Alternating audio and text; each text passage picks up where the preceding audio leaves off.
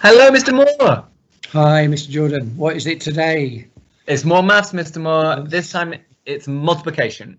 Okay, yeah. We have, before lockdown, we started doing multiplication and we were doing 1 digit by 2 digit. Yeah. And we were kind of using a number line to start with just to see what it looked like. But I need to really push this on now and I want to do some 2 digit by 2 digit multiplication. Okay. The problem is the number line is really not great for it. Have you got another method for me? Yeah, year 4, we do grid multiplication, the grid method. Yeah, method. And that works great. Well, if I got a question for you, which is here, Yeah. 23 times 34. Perfect, yeah. Multiplied by. What would I do? You need to, do you know how to draw a grid? I can draw a grid for you. Do you mean like a noughts and crosses kind of thing? That would fit this one, yeah, that would fit out fine. And then we put the multiplication sign in the top left-hand corner. Okay, multiplication top left. Yeah. Now, the key thing now is, have you come across the word partitioning? Partition. Yeah, it's like when you kind of break it up, isn't it? You're going to break the number up into its parts. Yeah, that's what we have to do now. So we break 23 into... Well, that would be 20 and 3. That's it. That's right. You put it there. And then you do the same with the 34 on the left. So 30 and 4. Yeah.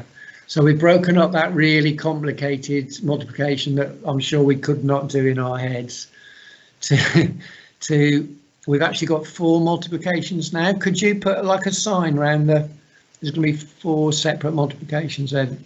We've got some empty boxes for the products, the answers.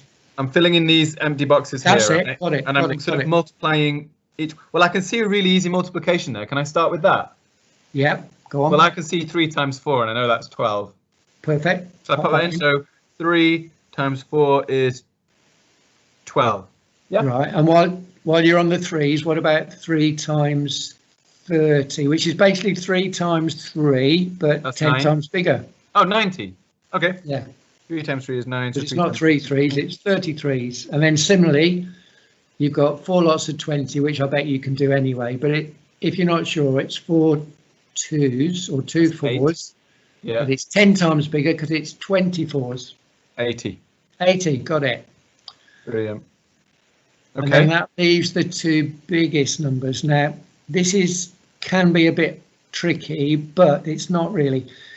It's basically 2 times 3. Yeah, but that's 6.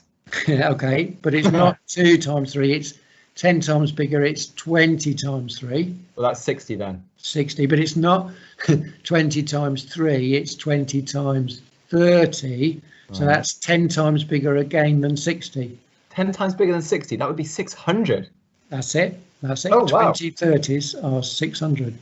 Big number then. Yeah. Okay. That's tricky because it is maybe bigger than we sometimes do. Now, we've done all the multiplying. We've got 4 products there. All we've got to do is add those 4 answers back together, put them all back together. Okay, I can do this. I'm going to use a bit of Miss Rose's house number method here. 90 and 80, that's 170. Add the 600, that would be 770. Add the 12, that would be 782. 782. Whoa, and that's the answer. Fantastic. Wow, that easy. Yay. Oh, wow. Yeah, well done. I love it. Okay, so can I set a little challenge then? Yeah, please. If we get the children to pick 5 different questions, and for each of them, they're going to multiply 2 2-digit numbers, but can I ask that there's no 10s in there? So they're going to make it complicated. Nothing in the 10 times table. So they're going to pick 2 2-digit numbers, multiply them together, and do 5 of those for me. Email it in. No multiples of 10. Great. I like that. Thank you, Mr. Jordan. No, thank you. See you again, sir. Bye. Bye.